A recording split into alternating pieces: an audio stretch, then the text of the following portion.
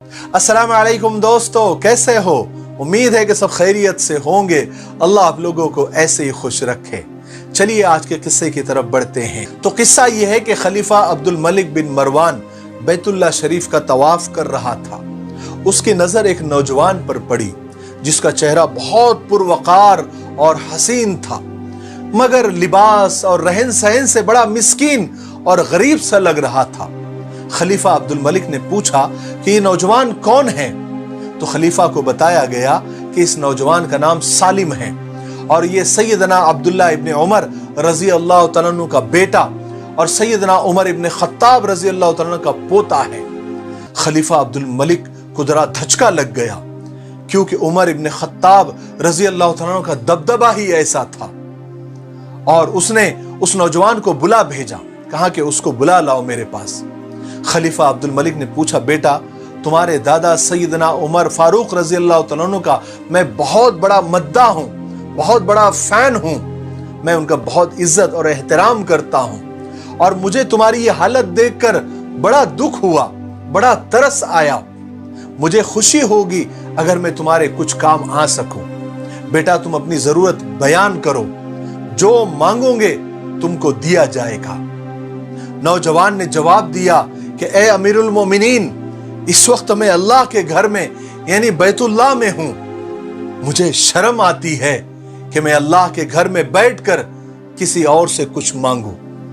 खलीफा अब्दुल मलिक थोड़ा शर्मिंदा सा हुआ, लेकिन फिर भी उस नौजवान के चेहरे पर एक मोहब्बत भरी नजर दौड़ाई और खामोश हो गया।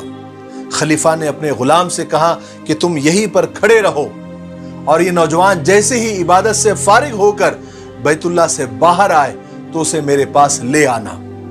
सालिम बिन अब्दुल्ला इब्न उमर जैसे ही इबादत से फारिग होकर हरम काबा से बाहर निकले तो गुलाम ने उनसे कहा कि अमीरुल मोमिनीन ने आपको याद किया है। तो वो गुलाम सालिम बिन अब्दुल्ला रजी अल्लाह तआला अन्हु को यानी उस नौजवान को लेकर खलीफा के दरबार में पहुंचे। खलीफा अब्दुल मलिक ने कहा कि ए नौजवान, अब तो तुम बैतुल्लाह में नहीं हो, यानी अब तो तुम काबे से बाहर आ गए हो, अब तो अपनी जरूरत बयान करो, क्योंकि मेरा दिल चाहता है कि मैं तुम्हारी मदद करूं।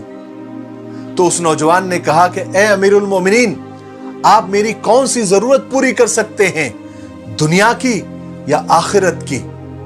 तो अमीरुल मोमिनीन ने जवाब दिया, मेरे बस में तो बस इतना ही है कि मैं दुनिया के माल और मता से, दुनिया की दौलत से मैं आपकी मदद कर सकता हूं। तो उस नौजवान ने कहा, अमीरुल मोमिनीन, दुनिया तो मैंने कभी अल्लाह से भी नहीं मांगी, जो कि इस दुनिया का मालिक कुल है, तो मैं आपसे क्या मांगूंगा? मेरी जरूरत, मेरी परेशानी, मेरी फिक्र तो सिर्फ आखिरत के हवाले से है। अगर आप इस सिलसिले में मेरी कुछ मदद कर सकते हैं तो मैं बयान करता हूं। खलीफा अब्दुल मलिक नौजवान का ये दो टोक जवाब सुनकर शिजदर और हैरान सा होकर रह गया और एक ठंडी आह भरी और कहने लगा कि नौजवान, ये तुम नहीं, तुम्हारा खून बोल रहा है। खलीफा अब्दुल मलिक को हैरान और शिजदर छोड़कर वो नौजवान दरबार से निकल गया और हरम की गलियों में दाखिल होकर नजरों से ओझल हो गया। और यूं एक नौजवान ने हाकिमे वक्त को आखिरत की तैयारी का एक बहुत बड़ा सबक दिया और साथ साथ हमको भी और आने वाली तमाम इंसानों को, पूरी उम्मत को कयामत तक एक सबक दे दिया कि असल जिंदगी आखिरत की जिंदगी है, दुनिया की जिंदगी नहीं।